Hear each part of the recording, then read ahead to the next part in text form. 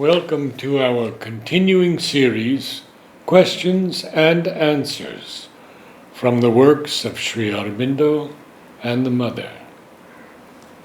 The Absolute, from Sri Aurobindo.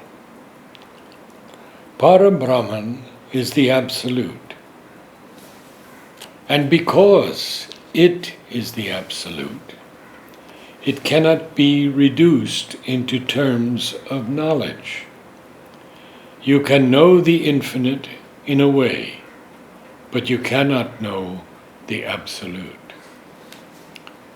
All things in existence or non-existence are symbols of the Absolute, created in self-consciousness, Chid Atman.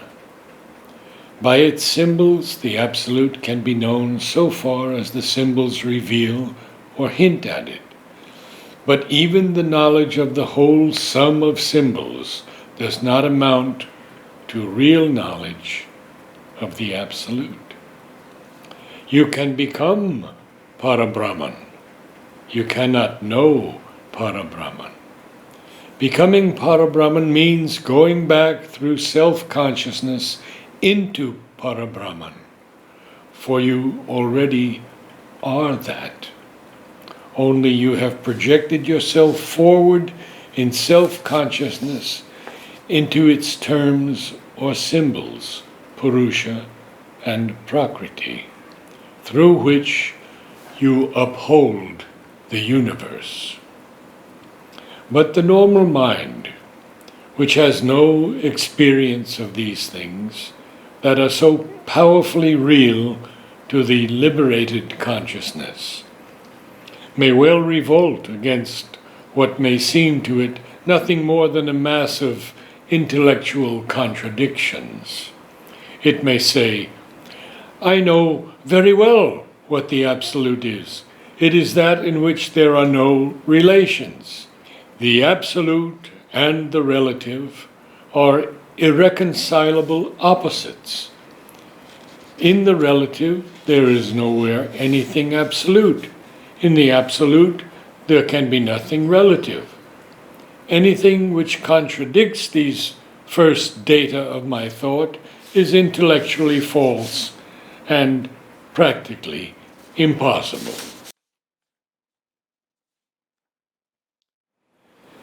We mean by the Absolute something greater than ourselves, greater than the cosmos which we live in, the supreme reality of that transcendent being which we call God, something without which all that we see or are conscious of as existing could not have been, could not for a moment remain in existence. Indian thought calls it Brahman. European thought the Absolute, because it is a self-existent which is absolved of all bondage to relativities.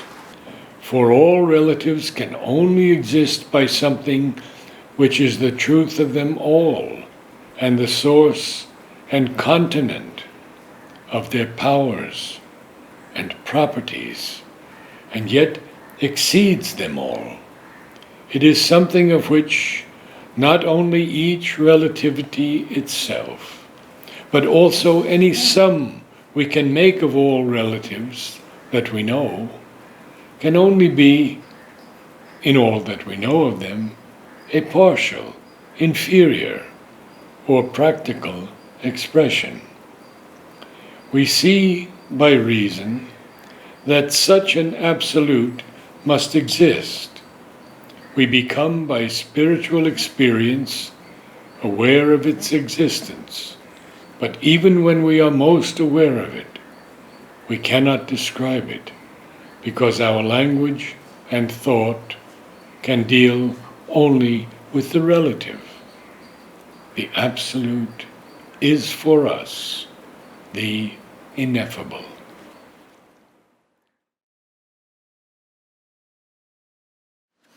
But the Absolute, obviously, finds no difficulty in world manifestation, and no difficulty either in a simultaneous transcendence of world manifestation.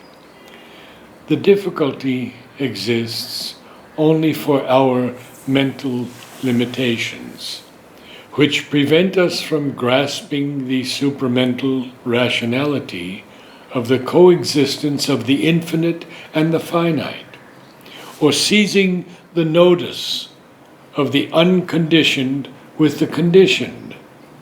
For our intellectual rationality, these are opposites.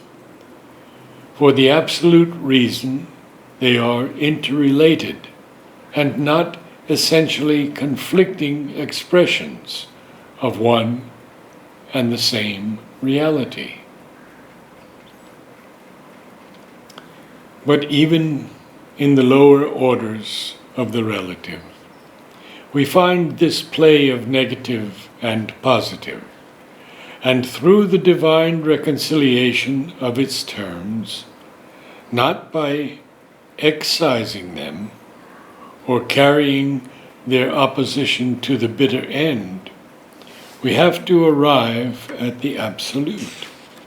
For there, in the Absolute, all this relativity, all this varying rhythmic self-statement of the Absolute finds not its complete denial, but its reason for existence and its justification, not its conviction as a lie, but the source and principle of its truth.